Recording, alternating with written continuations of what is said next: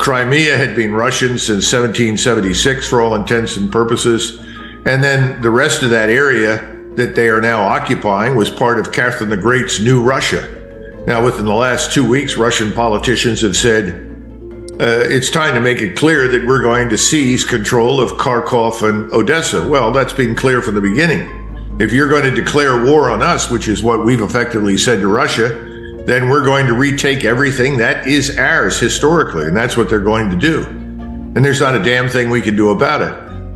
The most recent indications I have is that the Ukrainians have lost somewhere between 450 and 500,000 dead. Now, just to give everyone an understanding of what that means, during World War I, when one of my grandfathers was in the field, we fought for only 110 days, a lot shorter than you did. And in that 110-day period, we lost 318,000 casualties. Of the 318,000 casualties, 110,000 men were dead. That's in 110 days. Now, the Ukrainians have been fighting for less than 2 years, perhaps 19 months, 19, 20 months, and they've lost 500,000 dead. We don't know how many are casualties, but the numbers are overwhelming. The hospitals are full.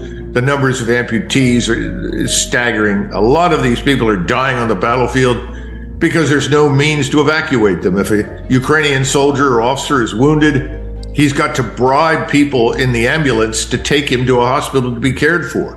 The entire Ukrainian state has broken down. If you want to know what a failed state is, look at Ukraine.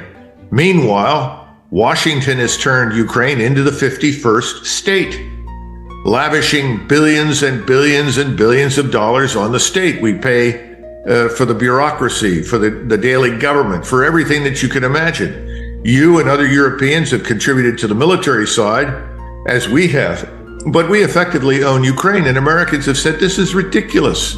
Why are we doing this? We don't do as much for our own people as we are doing for Ukraine. And then, of course, there is always Israel. Israel is always quietly mentioned as the 51st state. Well, Ukraine has long since eclipsed Israel. Israel is a minor expense compared to what's happening in Ukraine. And then you get the argument, well, for about 5% of your defense budget, and remember, our defense budget is very close to $1 trillion. If you throw in the intelligence communities, it is $1 trillion. That this is somehow a bargain because they are killing Russians for us. Nonsense. They haven't killed very many Russians at all. Russian losses are very low because the Russians have decided if you're stupid enough to attack us in our defenses, we'll annihilate you. And that's what they've been doing since really January of this year. Ukrainians are largely running out of manpower, which is why they're trying to convince the EU and other countries that have taken in Ukrainian refugees to send back men of military age because they've run out. The average age in the Ukrainian army is over 40 or under 21, under 18. This is ridiculous. The whole thing is over. The war is ending. However, we are sustaining it as long as possible with cash because we want to make it clear to people that this is real when it's not real. Ukraine is a fantasy. So what are the next steps? I've watched over the last few months as the Russians have added 300 kilometers of additional rail line into eastern Ukraine. I've watched the buildup of forces. They are now over 1 million men in the Russian army, and they're going to be even larger over the next few months. This is an unmistakable buildup that has serious consequences for the future of Ukraine. So I think we're going to see the Russians take the territory that we've mentioned, and then they're going to look for someone with common sense in Eastern Europe or Western Europe or Northern Europe to sit down and talk with them so that they can hammer out a solution, because what the Russians don't want, and this is very clear, they don't want to govern Western Ukraine. Western Ukraine really is different from Russia. And people that have studied it for centuries know that. It has a different heritage, different gene pool. They want nothing to do with it. But they cannot sit by and allow the West, led by the United States, to turn the future Ukraine into yet another platform for attack against Russia. Which means that whatever state, rump state, if you will, emerges in Western Ukraine, it's got to be neutral. It can't be part of the alliance. Now, the last point is very important about the alliance, because I think the NATO alliance is crumbling. You have this facade of stability. It's not stable. The Germans are in terrible turmoil. They've now tried to kill some of their right-of-center politicians. I know it's popular for the neocons and the globalists to refer to the alternative for Germany as radical right. That's absurd. Anybody who's spending time with these people, they're just right of center at best. They are ultimately going to wield power in Berlin, and the stops are being pulled out to try and prevent that. It's not going to work. You have a similar phenomenon in France. At some point, that state is going to fundamentally change for the same reason that we will in the near future, and that's economics and finance.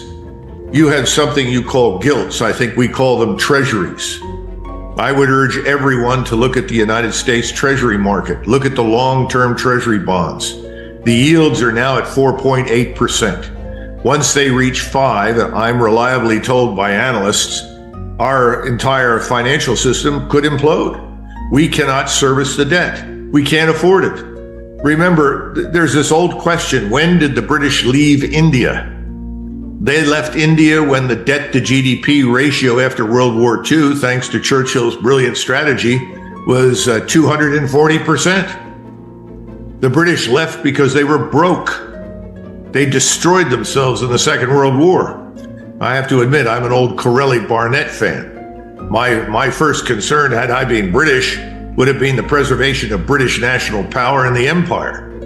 And that critical point was lost. Britain bankrupted itself, and so people made the prudent decision in 1947 to evacuate India, along with most of the empire. The thing that had propped up Britain as a very prosperous world power was suddenly fire sailed out of existence overnight. I think something similar is going to happen to us. I think you're going to see massive troop withdrawals from all over the world as we run into a very serious financial crisis. Now, that's not a popular view inside the Beltway. People in the Beltway all think, oh no, we can continue to print money in perpetuity. Don't worry about it. The Federal Reserve can buy up all the treasuries we need. Well, I'm telling you that's not going to happen. We're going to be in real trouble. And I think when that happens, it doesn't matter what people say about Ukraine. No one in the United States will care, and the United States will not care what the allies think.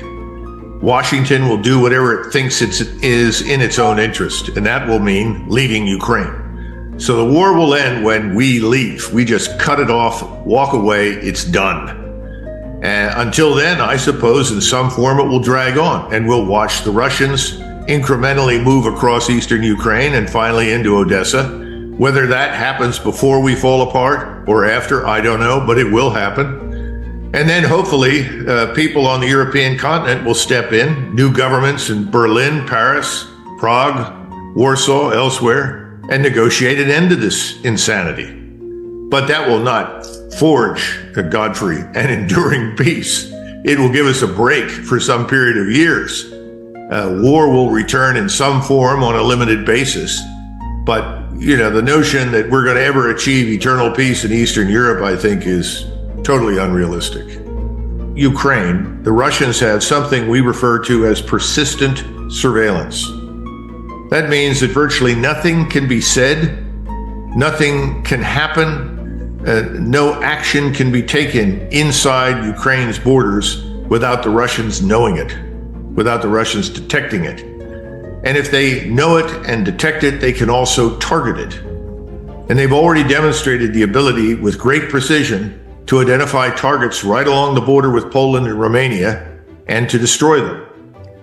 What's happening now, it just happened within the last 24 to 48 hours in Ukraine, some 30 miles behind Ukrainian front lines, was the destruction of a group of Ukrainian soldiers, several hundred of them, along with their US, UK, NATO advisors. They were all killed in a strike. You cannot move in that country without being detected. And the Ukrainians have no means of disrupting that capability because these are the links that go between the ground forces and the reconnaissance overhead platforms, the terrestrial surveillance platforms. Some of them are just unmanned flying vehicles. Others are space-based. but this network of surveillance is very difficult to contend with. On top of that, the Russians have done something else that we in the West have never done well.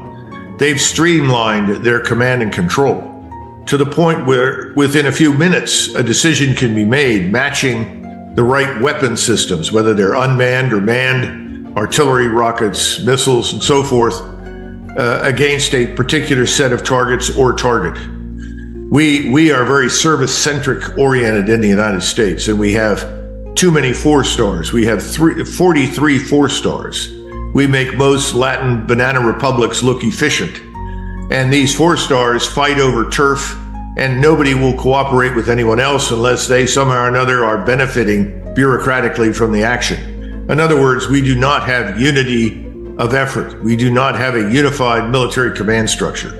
The Russians do. So it's not just a function of they have weapons and they have technology, it's a function of how they've organized to do this. And that's what has really destroyed Ukraine. And we very foolishly have encouraged the Ukrainians for months to keep hurling themselves at these Russian defenses. And under the circumstances, Putin made it very clear to his commanders, well, if this is what they want to do, then we'll accommodate them.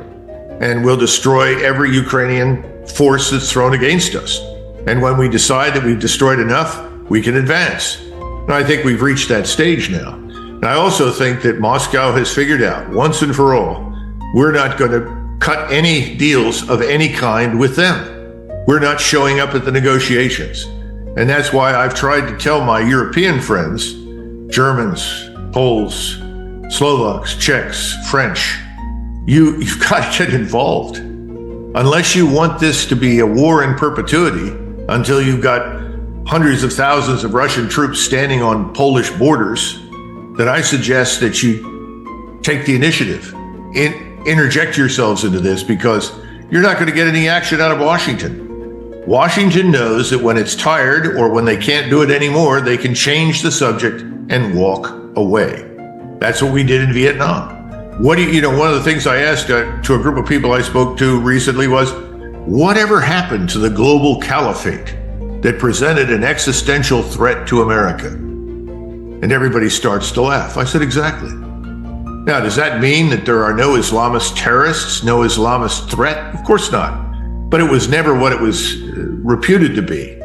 And I think the situation today is that increasingly people are starting to talk about China. A friend of mine in the building, in the Pentagon, we call it the building, told me that they were getting daily reports on Ukrainian counterattacks until all the Ukrainians were dead. And then suddenly there were no more mentions of Ukrainian counterattacks, and instead we had these phony reports of aggressive Chinese action in the South China Sea. There was no aggressive action. Chinese haven't been aggressive about anything except making money. But this is the sort of thing that we do.